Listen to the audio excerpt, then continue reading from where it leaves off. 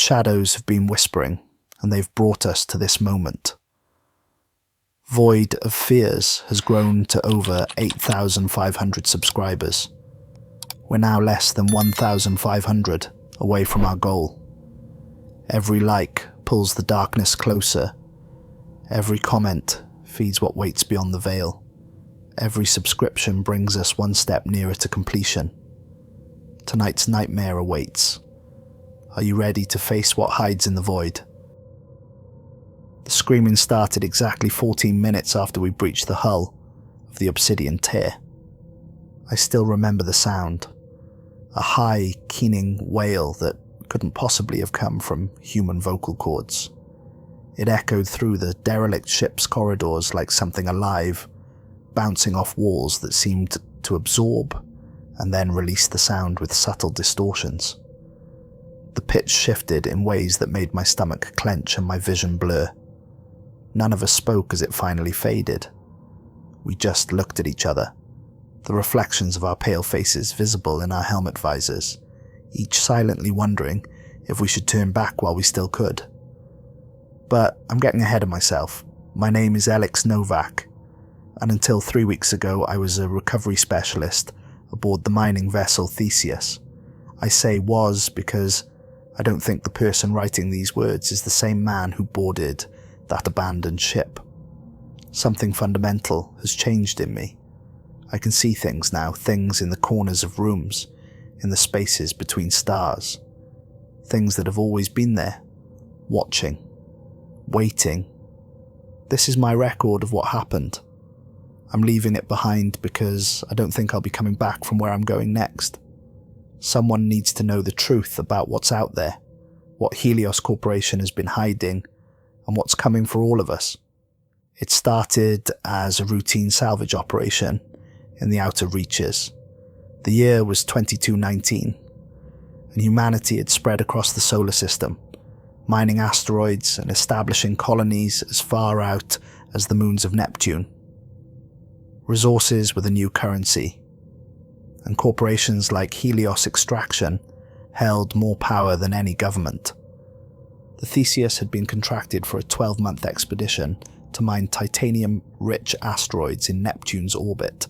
We were a small crew, Captain Ibarra, a veteran of the Jupiter campaigns with steel-grey hair and eyes that missed nothing. Chief Engineer Kazan, a burly man with thick forearms covered in tattoos depicting mechanical schematics. Medical Officer Dryden, thin and precise in his movements, who'd given up a prestigious position on Mars to study deep space radiation effects. Security Officer Blackwood, whose military background showed in his posture and the way his eyes constantly scanned for threats. And Systems Analyst Vega, brilliant but aloof, who spoke little of her past but could coax information from the most stubborn computer systems. I'd worked with Ibarra and Kazan before on shorter runs, but the others were new to me. We'd meshed well enough over 7 months in close quarters, sharing meals in the cramped galley, swapping stories during shift changes, celebrating small victories when we hit a particularly rich vein of ore. The Theseus wasn't luxurious by any means, but it had become home. My quarters were small but customized with photos of Earth's oceans, places I'd visited during shore leave and promised myself I'd return to someday. We'd been hitting our quotas but not finding anything extraordinary. The bonuses that had been promised in our contracts, the ones that had lured most of us out to this remote sector, seemed increasingly out of reach. Tensions had been rising as we realized we might return to Earth with nothing more than our base pay. Helios wouldn't send us all the way out here if there wasn't something worth finding, Kazan had insisted during one of our late-night card games. The fuel costs alone mean they're expecting something big. Maybe they miscalculated, Blackwood countered, arranging his cards methodically.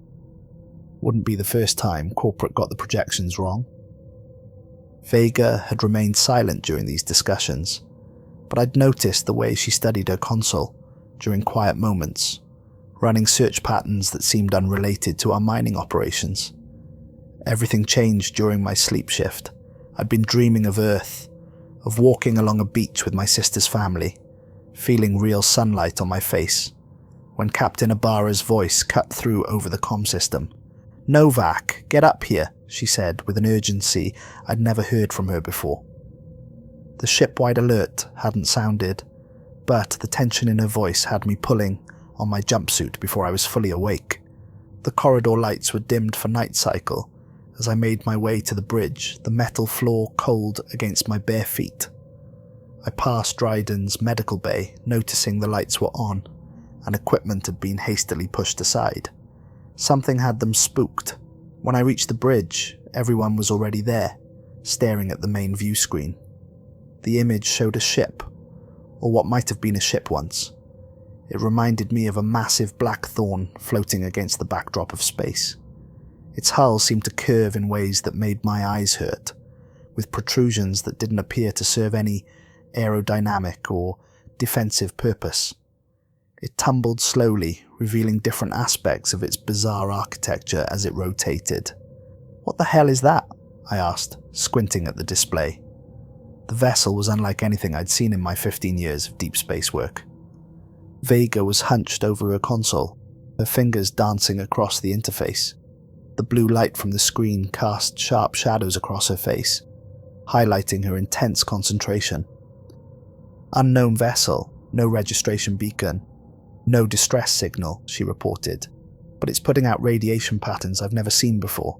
The spectral analysis doesn't match anything in our database." "Pirates?" Blackwood suggested, his hand instinctively checking the pulse pistol at his hip. Piracy had become more common in the outer reaches as corporate expansion pushed farther into the system. Kazan shook his head, stroking his beard thoughtfully. He'd seen more ships than any of us, having worked the space docks on Europa before signing on with Helios. "Pirates don't build ships like that. Look at those hull configurations. They're all wrong. No human designer would create something so inefficient.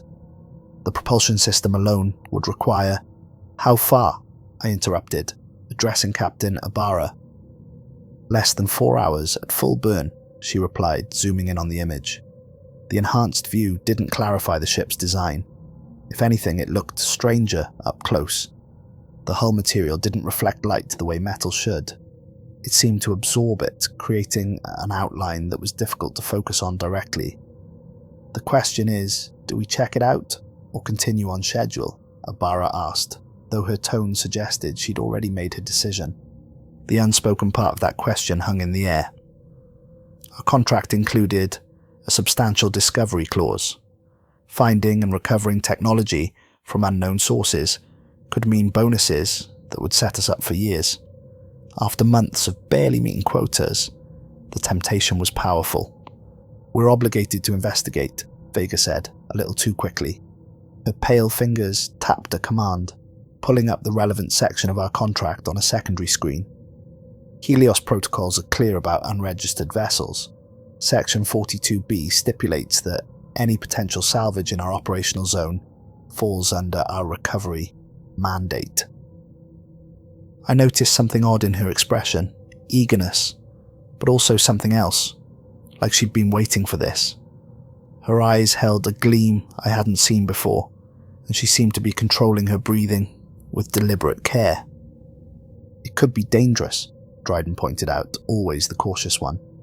"We don't know how long it's been out here or what happened to its crew." "That's why we have protocols," Ibarra replied. She turned to face us all, her decision made. "We go in suited with full precautions, standard salvage assessment. If anything feels off, we pull back immediately. Understood?" We all nodded, though Blackwood and I exchanged glances that communicated our shared reservations. The next few hours were a flurry of activity. Kazan and I prepared the salvage equipment: cutters, portable scanners, containment units for any valuable technology we might recover. Blackwood checked over the weapons cache, issuing each of us a standard pulse pistol. Despite Dryden's protest that we were a civilian operation, Vega remained on the bridge, gathering what data she could about the derelict vessel. Her focus was so intense she didn't even break for a meal, which Ibarra finally brought to her station. As the Theseus drew closer to the mysterious ship, the sense of unease grew. The long-range scanners should have given us more information about the vessel's composition, but the readings kept fluctuating. One moment they showed a standard metallic hull, the next something closer to organic material. The mass calculations were similarly inconsistent. Could be interference from that radiation pattern, Kazan suggested, though he didn't sound convinced. 2 hours later, we were suiting up in the airlock. Our containment suits were the best Helios could provide, supposedly impervious to radiation, biological contaminants, and extreme temperatures. The white material was reinforced at joints and vital areas, with a transparent helmet that gave us nearly 360-degree visibility. The suit systems monitored everything from external conditions to our own vital signs with data displayed on a wrist-mounted screen. As I sealed my helmet, I caught Blackwood's eye. The security officer had been unusually quiet during preparations, his military experience perhaps giving him a better sense of the risks we were taking. "You feel it too, don't you?" he muttered over our private channel, adjusting his weapon harness. "Something's not right about this." I nodded, checking the seals on my gloves. "Just stay alert. We go in, we look around, we take what's valuable, and we leave." 14 missions with Helios, he said quietly, and I've never seen a ship like that. Not even in the restricted archives I had access to in the military. Before I could ask what he meant, Captain Ibarra's voice came through the main channel. "Comms check. Everyone online?" We all reported in as the Theseus manoeuvred alongside the derelict vessel. Through the airlock's small viewport, I could see the dark hull looming beside us, even more imposing up close. The surface wasn't smooth, as it had appeared from a distance, but covered in subtle patterns that seemed to shift when viewed peripherally. The Theseus extended its docking tube toward what we assumed was an airlock on the derelict vessel. It took 3 attempts to find a compatible connection point, as the ship's design didn't conform to any standard configuration. When the tube finally sealed against the hull, our instruments registered something surprising. "There's atmosphere inside," Dryden said, checking his scanner with a frown. "Oxygen, nitrogen, trace elements. It's breathable." "That's impossible," Kazan said. "A ship this old, drifting for who knows how long. Any atmosphere should have leaked out ages ago." "Unless the hull is self-sealing," Vega suggested, with that same strange eagerness in her voice. "Some experimental designs were testing that capability before I joined Helios." "Keep your helmets on anyway," Captain Ibarra ordered, her tone brooking no argument. "We don't know how long it's been sitting there, or what might be in that air that our sensors aren't picking up." The boarding process was tense. Kazan managed to override the external airlock controls, though he muttered constantly about the unusual configuration of the circuits. When the door finally slid open, it did so with a hiss that seemed to go on too long, as if the air inside was eager to meet us. The interior lights of our suits illuminated a curved corridor unlike any ship design I'd seen before. Standard vessels maximized space efficiency with straight passages and right angles. This was different.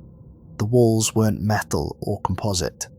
They seemed almost glossy, like obsidian glass, hence our nickname for the vessel. And they weren't straight.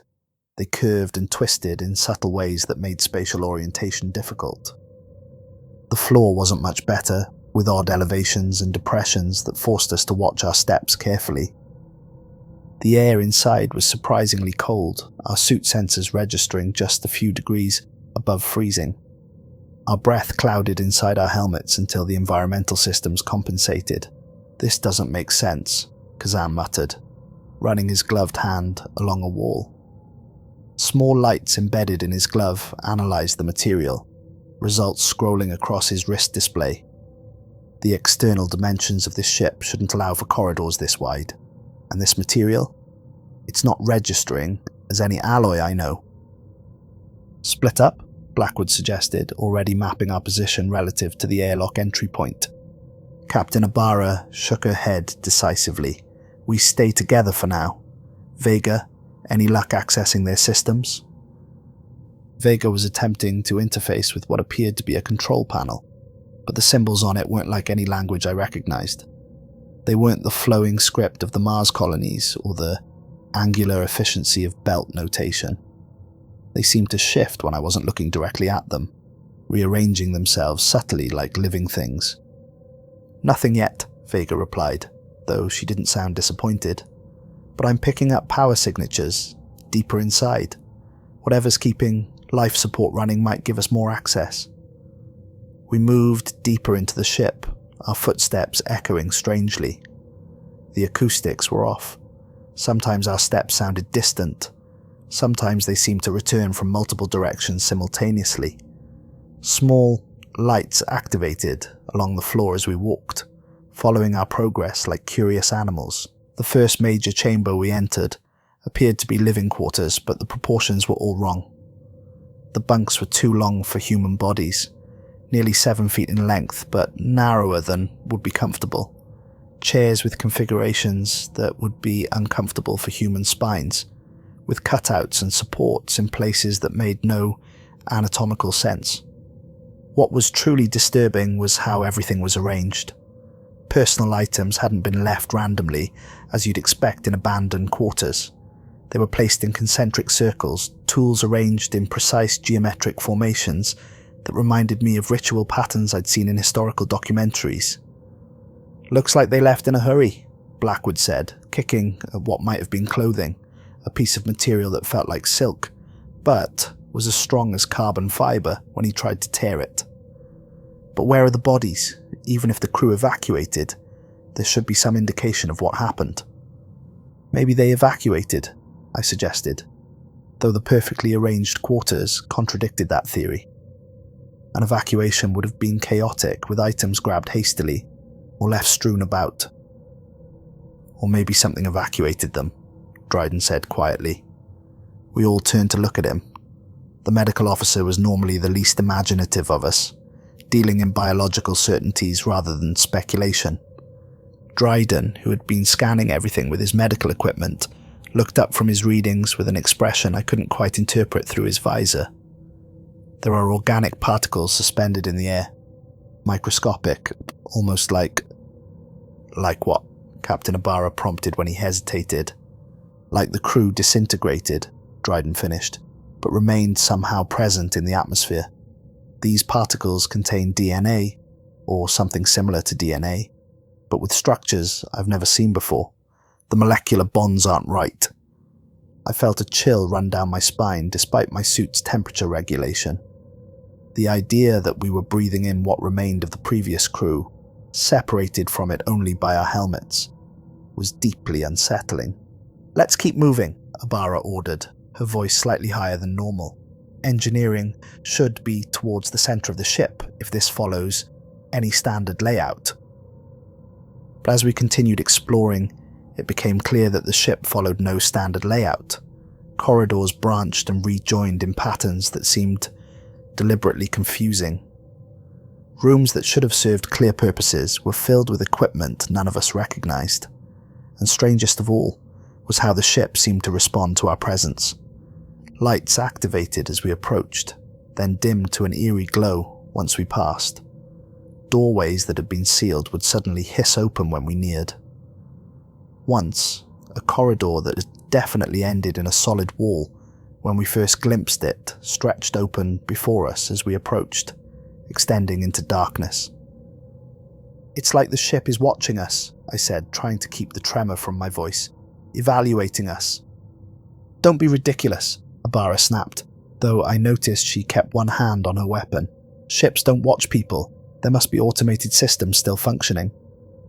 "Very sophisticated systems," Vega added, with something like admiration in her voice. "The integration between the ship's environment and its sensing capabilities is beyond anything Helios has developed. At least, anything they've made public." We found the ship's equivalent of a mess hall, with what appeared to be food still set out on tables, but what might have been meals had crystallized into geometric structures that caught the light in hypnotic patterns. When Dryden scanned them, his equipment registered both organic and inorganic components, fused at a molecular level. It was in what appeared to be the ship's medical bay that we found the first real evidence of what had happened. The room was vast, far larger than the cramped medical facilities on the Theseus. Transparent cylinders lined the walls, each standing about 7 feet tall and filled with what looked like liquid glass. The fluid moved slightly even when the ship was still, suggesting it wasn't affected by normal physics. And suspended within these cylinders were specimens. Some looked almost human, with recognizable limbs and features, but with proportions subtly wrong. Fingers too long, eye sockets too wide, spinal columns with extra vertebrae. Others were clearly not human at all, with exoskeletons or multiple limbs or sensory organs we couldn't identify, but all had been altered in ways that defied biological understanding. One humanoid figure had skin that appeared to be turning into the same glassy material as the ship's walls. Another had portions of its brain exposed and modified, with mechanical components that pulsed with light. "They were experimenting," Dryden whispered, his voice tight with horror. "Combining different life forms. The precision of these modifications is... I don't even know how it would be possible." "Are they dead?" Blackwood asked, his weapon trained on the nearest cylinder. "I don't think dead or alive applies here," Dryden replied. "These beings exist in a state between the two. The fluid is maintaining them in some kind of suspended animation while allowing the modifications to continue developing." While we stared at the grotesque display, Vega had managed to access a data terminal and was downloading information. Her fingers moved with practiced efficiency, as if the alien interface wasn't completely foreign to her. "This ship," she said slowly, "was on an expedition to a celestial body that doesn't exist in any star chart. At least it's classified as non-existent in official records." "Classified by who?" I asked, moving to look over her shoulder.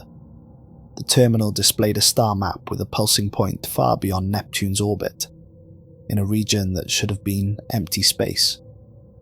Vega didn't answer my question.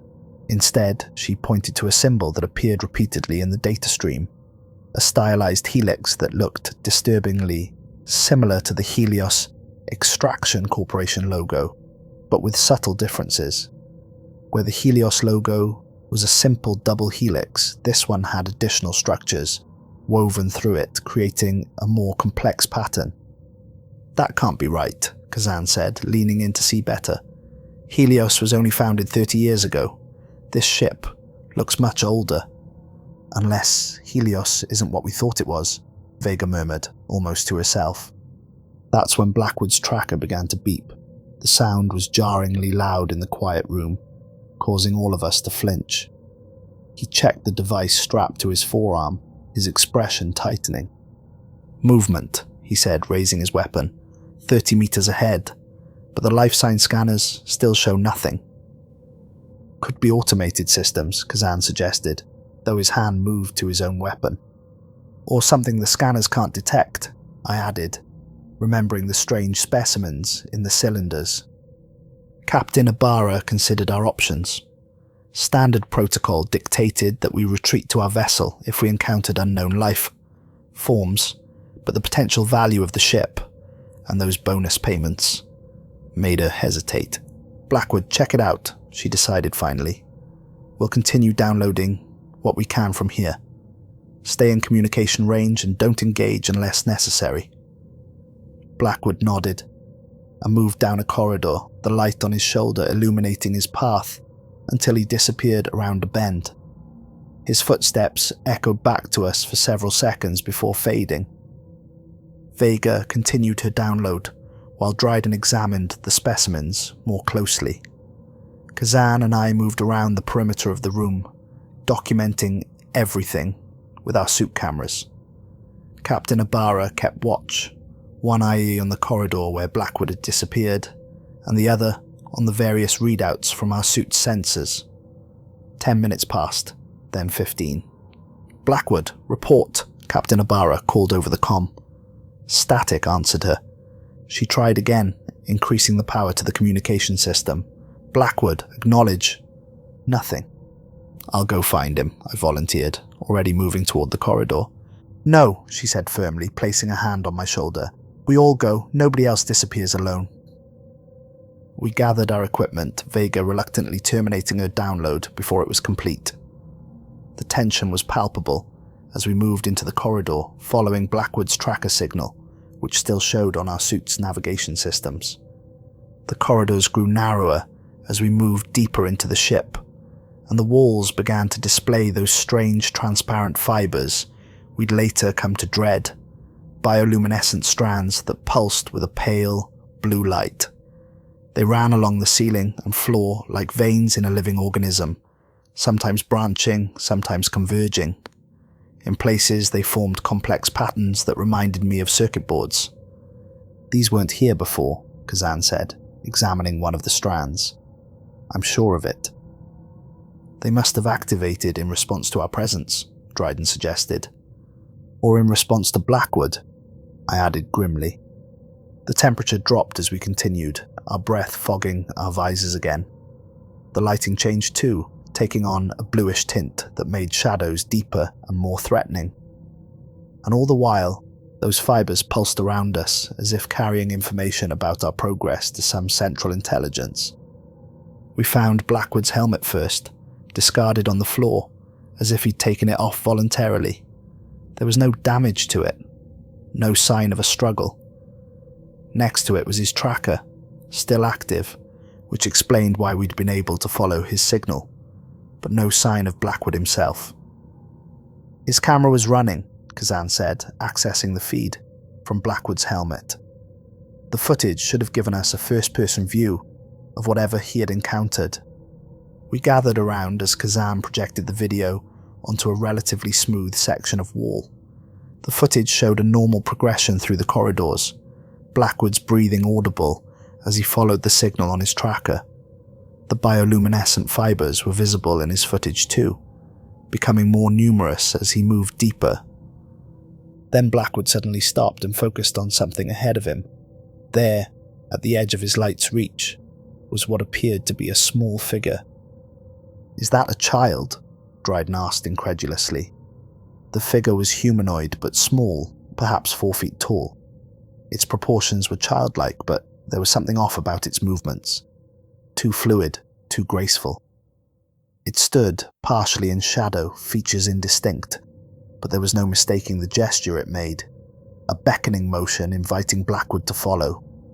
In the video, Blackwood called out, "Hello? Who's there?" But there was no audio response. The small figure retreated a few steps, still beckoning. Blackwood hesitated, then followed, his breathing quickening. The footage trembled slightly as he moved, betraying the subtle shake in his hands. "Stay where you are," he called again. "Identify yourself." The military training evident in his voice, though I could hear the underlying strain.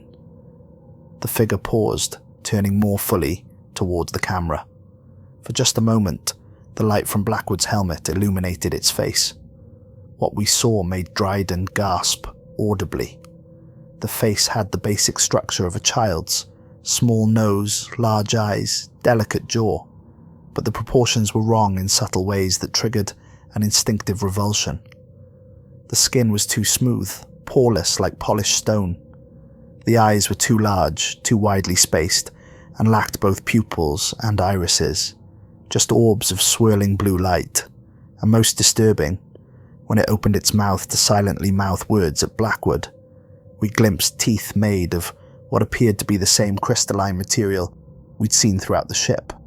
"That's not human," Kazan whispered. "Not even close." Yet Blackwood's response to this grotesque parody of humanity was not fear, but recognition. "Jordan," he whispered, his voice breaking slightly. "Is that really you?" Captain Ibarra frowned. "Who's Jordan?" "His younger brother," I replied, remembering a conversation during one of our recreation periods. "Died in a colony accident on Titan when they were kids. Blackwood joined the military after that. Said he needed the structure." "Don't follow it, you idiot," Kazan muttered. Though, of course, Blackwood couldn't hear the warning now. As Blackwood moved closer, the figure remained just at the edge of visibility, leading him deeper into the ship. Occasionally it would turn, and we'd get a glimpse of a face that was almost human, but not quite. Eyes too large, skin too smooth. The last image before the camera fell showed Blackwood reaching up to remove his helmet, a look of recognition crossing his face. He knew whoever that was, I said, a cold feeling settling in my stomach. Impossible, Captain Ibarra replied. None of us have children, and even if we did, they wouldn't be on this ship. She turned to face us all, her expression resolute behind her visor. We're leaving. Now. This salvage is not worth losing crew members. But the data, Vega started to protest, is not worth our lives. Ibarra cut her off. We head back to the airlock immediately. Single file, weapons ready. Vega had been unusually quiet since her attempted protest. As we prepared to leave, she approached me, her voice low enough that the others couldn't hear. We need to see what's in the ship's central chamber, she said urgently. The power readings are strongest there. Whatever's at the heart of this vessel is the key to understanding everything. Understanding what? I asked. Blackwood is missing, possibly dead, and you want to go deeper? He's not dead, she said with a certainty that chilled me. He's been incorporated. There's a difference. Before I could question her further, Captain Ibarra called for us to move out. We formed a line with Ibarra in the lead, then me, Dryden, Vega, and Kazan, bringing up the rear. We tried to retrace our steps, but the ship seemed different now. Corridors that should have led back toward the airlock instead took us into unfamiliar sections. The ship's reconfiguring itself, Kazan said, after the third wrong turn. It's herding us. That's ridiculous, Ibarra snapped, but her voice lacked conviction. It's just disorientation. These passages all look similar. No, I said, checking the mapping function on my suit. Kazan's right. Look at the layout data. This corridor has changed shape since we first came through it. As we moved, the ship's strange properties became even more pronounced. Corridors that should have been straight bent, at impossible angles. Rooms that were bigger inside than their external dimensions should have allowed. And everywhere those pulsing fibers grew thicker, forming webs and networks across the ceilings and floors. That's when we found the liquid glass substance flowing up a wall against gravity. It moved with purpose, forming patterns similar to the symbols we'd seen on the control panels, before dissolving and reforming in new configurations. Dryden collected a sample in a containment vial, his expression grim behind his visor. I need to analyze this, he said, slotting the vial into a portable scanner on his belt. After a moment, the scanner beeped, and he checked the results.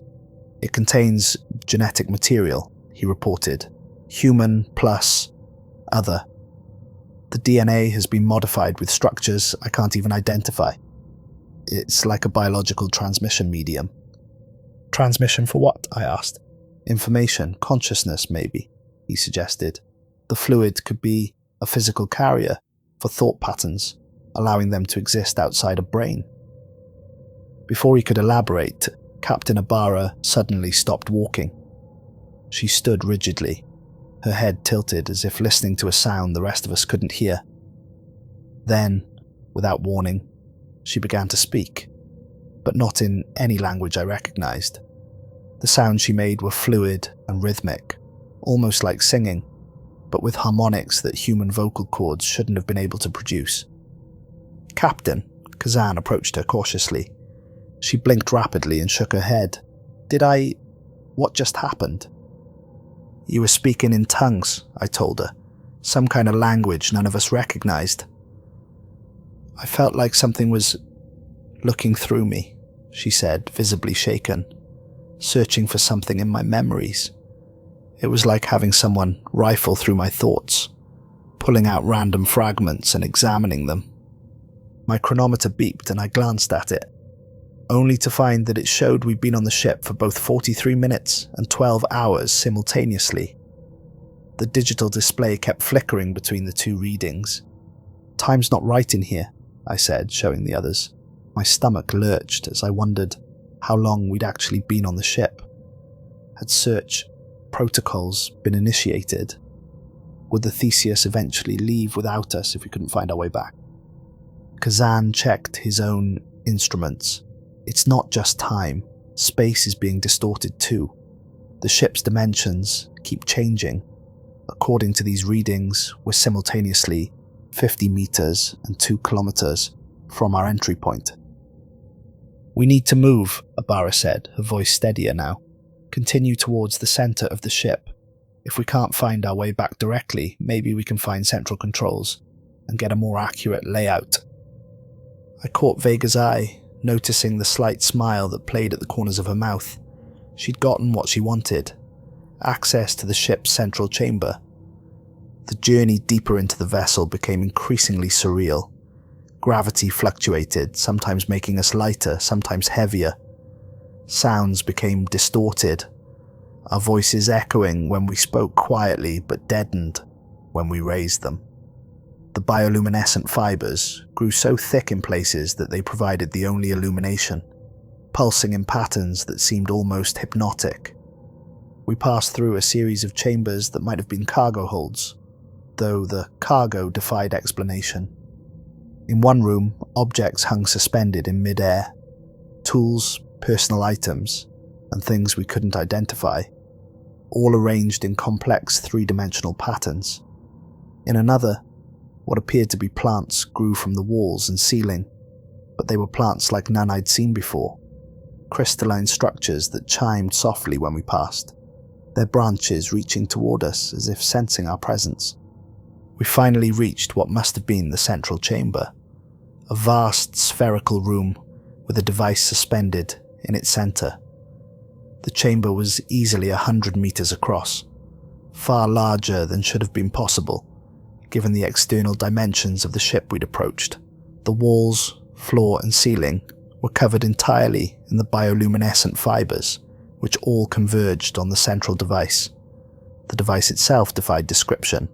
It seemed to fold in on itself, presenting different aspects depending on the angle from which it was viewed. From one vantage point, it appeared mechanical, a complex arrangement of gears and pistons that moved in perfect synchronization. From another, it looked organic, a pulsing, living thing with tissues and fluids. Around it, the air itself appeared to ripple and distort, as if the very fabric of reality was being manipulated.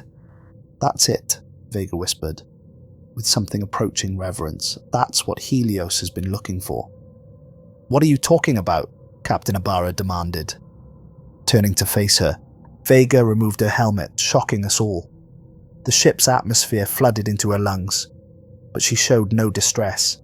If anything, she seemed to become more vibrant, her eyes brighter, her movements more fluid.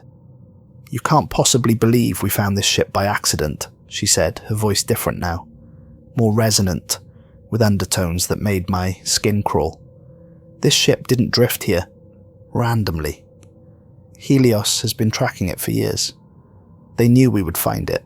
That's why they sent us to this specific sector." "You knew about this?" I accused, keeping my distance from her. Without her helmet, I considered her contaminated, potentially dangerous. "Not everything," she admitted. "Just enough. I was briefed that a ship of interest might be in this region. I was to report if we found it and secure any technology within." She gestured towards the central device. "That device is a spatial manipulator. It doesn't just bend space, it folds reality. It allows travel not just between stars, but between dimensions." As if responding to its name, the device began to pulse more rapidly. The transparent fibers throughout the room brightened in response, and the liquid glass substance began to seep from the walls, forming pools on the floor that moved with clear purpose toward Vega. "We're leaving now." Captain Abara's tone left no room for argument. She drew her weapon but pointed it at the floor, not directly at Vega. "Kazan, set your plasma cutter to overload. We're destroying that thing before we go." Kazan nodded grimly and began adjusting his equipment, which could be modified to create a powerful explosive. You all need to start heading back. This will create a cascading reaction with whatever power source they're using. I'll be right behind you. We knew he was lying. The look in his eyes said he understood the sacrifice he was making. At this distance, he'd never clear the blast radius in time. Captain Ibarra gripped his shoulder once, then led Dryden, Vega and me toward the exit. But the ship had other ideas. The corridors we travelled through had rearranged themselves, leading us in circles or to dead ends, and the liquid glass substance was everywhere now, forming pools that moved with purpose as if seeking us out. You can't destroy it, Vega said, walking calmly beside us despite Captain Ibarra keeping her weapon ready. The technology is self-repairing, and even if you manage to damage this particular instantiation, there are others. Others? Other ships like this? I asked.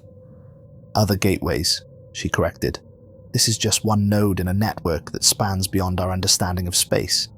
Helios has been studying them for decades, long before the company even publicly existed. Why? Dryden demanded. What could possibly be worth this risk? Evolution, Vega replied simply. Humanity has reached its limits. We need to change to survive what's coming. These ships, these gateways, are how we do that. Dryden was the next to succumb. He had removed his glove to better operate a sample collector, and a droplet of the liquid glass substance had touched his skin. The effect was immediate and horrifying. Within minutes, patches of his skin became transparent, revealing not blood vessels and muscle beneath, but crystalline structures that caught the light. What's happening to me? He gasped, staring at his transforming hand in horror. Integration, Vega said, sounding almost envious. Your consciousness is being connected to the network. Your body is merely adapting to accommodate the connection. The transformation spread up Dryden's arm rapidly, his flesh becoming transparent, then crystalline. His eyes widened as the change reached his neck and began to alter his face. Go, he told us as the transformation spread up his neck and began to alter his face. I can feel it in my mind already. It's beautiful in a way I can't explain. Like being connected to everything at once. Go before it happens to you too. Dryden, Captain Ibarra began, reaching for him, but then recoiled as crystalline formations erupted from his skin, forming delicate, geometric patterns that caught the blue light from the bioluminescent fibers. Too late for me, he said, his voice taking on the same resonant quality that Vega's had. There are things I'm seeing now, realities beyond our comprehension. The ship isn't a ship at all. It's a fragment, a piece of something vaster.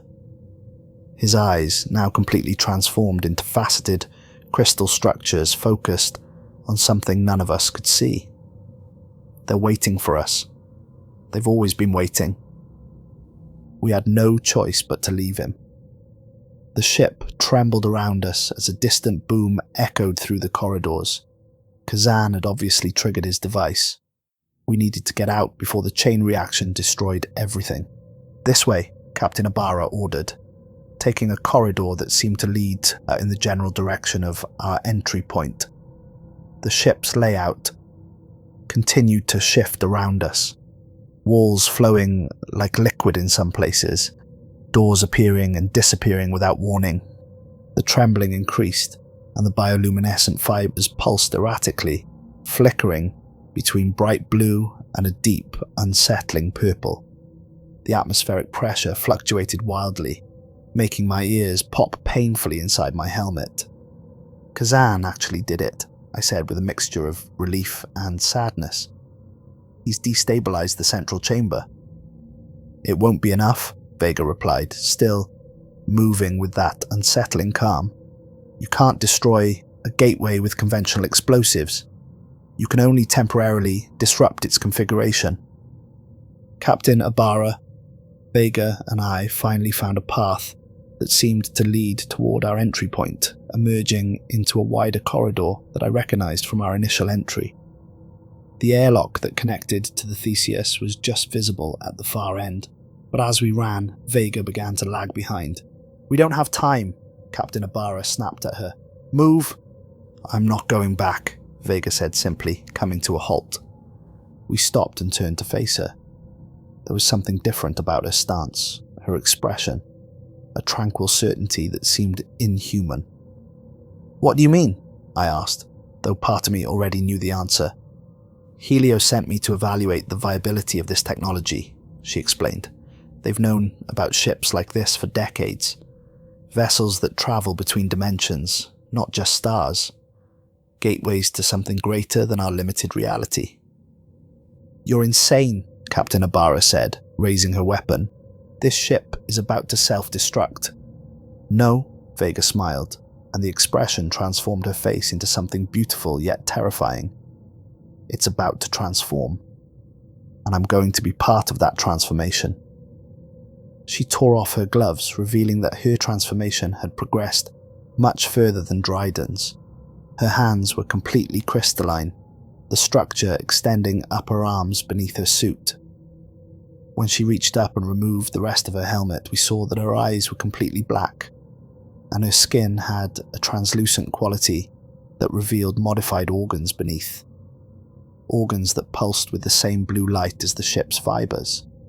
"I've been exposed to their technology for years," she explained, her voice now a harmonic chorus rather than a single tone. "Small doses, building up immunity, preparing. Helios has been doing this since before it was known as Helios, preparing humanity for the next stage." "Next stage of what?" I demanded. "Evolution, transcendence, the names don't matter," she replied. "What matters is that we've been limited by our biology, by our perception of reality as linear and three-dimensional. But there's so much more." She extended her crystalline hand toward us. "Join me, see what I've seen." "And what about Blackwood?" Captain Ibarra demanded. "Was his transcendence voluntary too?" Something like regret flickered across Vega's face. "Blackwood was unfortunate. The ship selected him based on genetic compatibility. It needed to understand our biology better." She took a step toward us. "But it's different for you. You can choose this." "This isn't a choice, it's an abomination," Ibarra said and fired her weapon. The pulse blast hit Vega square in the chest, but instead of damaging her, the energy seemed to be absorbed into her transformed body, the crystalline structures briefly glowing brighter. Vega lunged at us with inhuman speed. Captain Ibarra shoved me aside and met Vega head on. "Run, Novak," she shouted. "Someone has to tell Earth what Helios is doing." I hesitated only a moment before sprinting down the corridor towards the airlock. Behind me, I heard sounds of struggle, then a scream that cut off abruptly. I didn't look back, though the image of Vega's transformed body would haunt me in the nights to come. The ship was changing more rapidly now. Walls flowed like liquid, ceilings descended and rose like breathing lungs. The bioluminescent fibers had grown so thick they formed pulsing veins that ran everywhere, carrying whatever passed for blood in this living vessel. I found myself running on instinct rather than logic, taking turns based on gut feelings rather than any recognizable path. Twice I encountered pools of the liquid glass substance blocking my path, forcing me to find alternatives. Once I passed what might have been Blackwood, or what remained of him. A crystalline structure vaguely humanoid in shape, embedded in a wall, moving slightly as if breathing. I didn't slow down to confirm. Somehow, miraculously, I reached the airlock where we'd entered.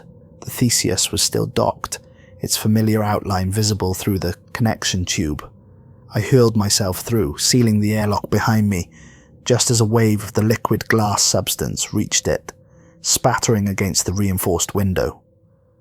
Inside the Theseus, I frantically initiated emergency separation procedures. The docking tube retracted with agonizing slowness, and I fired the thrusters, putting distance between us and the Obsidian Tear as quickly as the engines would allow.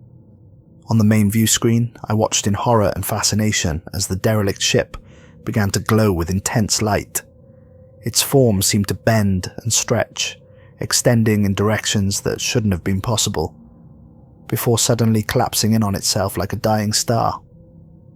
For a moment, I glimpsed something through the collapsing structure, a vista of impossible geometry, structures that couldn't exist in our reality, and things moving among them, things with purpose. Then it was gone, not destroyed, but seeming to have folded itself out of our dimension entirely. I sat stunned in the pilot's chair, the only survivor of our crew. The Theseus felt vast and empty around me, designed for a full complement that no longer existed.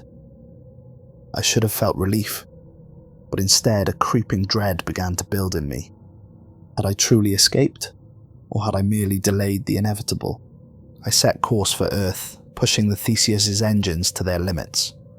Along the way I recorded everything, secured the data Vega had downloaded before her betrayal, and kept myself in voluntary isolation, fearing contamination. I checked my body obsessively for signs of transformation, examining every inch of skin for transparency or crystalline growth. For 3 days, I found nothing, and began to hope I had truly escaped unaffected. But on the 4th day, I noticed something while shaving. A small patch behind my ear, no larger than a fingernail, where my skin had taken on a slightly translucent quality. When I pressed it, it felt harder than normal skin, more like flexible plastic. It was too late. The changes had started subtly, enhanced perception at first, the ability to see patterns I'd never noticed before.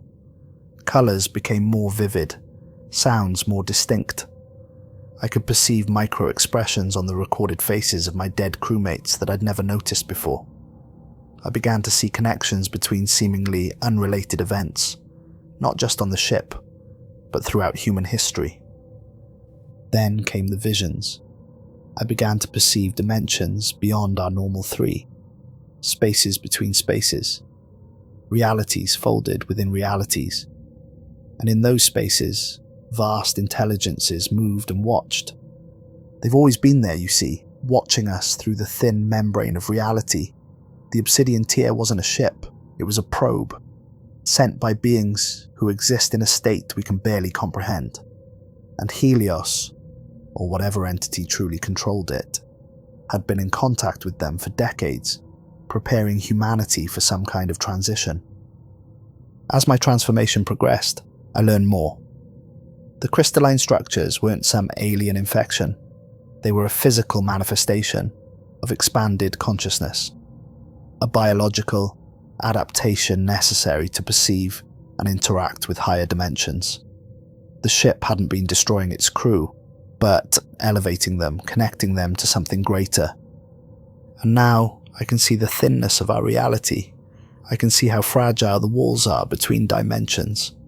Most terrifyingly, I can see that our universe is just one bubble in a vast, churning sea of existence, and something enormous is moving through that sea, brushing against the surface of our reality. I've sent this record ahead to Earth with all the data I collected. The Theseus will arrive in 2 days, but I won't be on it. Tonight, I'm taking a shuttle, not to escape, but to meet them. The beings that have been calling to me since we found that ship. I'm not afraid anymore. I'm curious. What exists beyond the veil of stars? What will I become when I cross over? If you're reading this, consider it both a warning and an invitation. The universe is stranger than we ever imagined, and we are not alone in it. Not by a long measure. The walls between worlds are thinning, and something is coming through. Sometimes at night I dream of Captain Ibarra and Kazan, of Dryden and Blackwood. In these dreams, they aren't dead. They've been transformed, existing now in a realm adjacent to our own, watching me, with faceted eyes that see everything at once. They're waiting for me to join them, and part of me, a growing part, wants to. The transformation is accelerating. This morning I found crystalline structures forming along my spine, beautiful and terrifying. When I press my fingers against them, I hear voices. Countless voices from countless realities, all speaking simultaneously. Among them, I sometimes recognize my former crewmates. Earth will want to quarantine me, study me, perhaps destroy me. I understand their fear, but it's too late for containment. The gateway was opened the moment we stepped aboard the Obsidian Tear. Perhaps it was opened decades ago when Helios first made contact. I leave you with this final thought. What if our entire existence, our evolution from single-celled organisms to our current form, was merely preparation? What if humanity is just a transitional state, a chrysalis from which something greater will emerge? I can feel myself changing, even as I record these words. My perception extends beyond the walls of the Theseus now, into the vacuum of space. I can sense the distant presence of Earth, but also the vastness beyond it.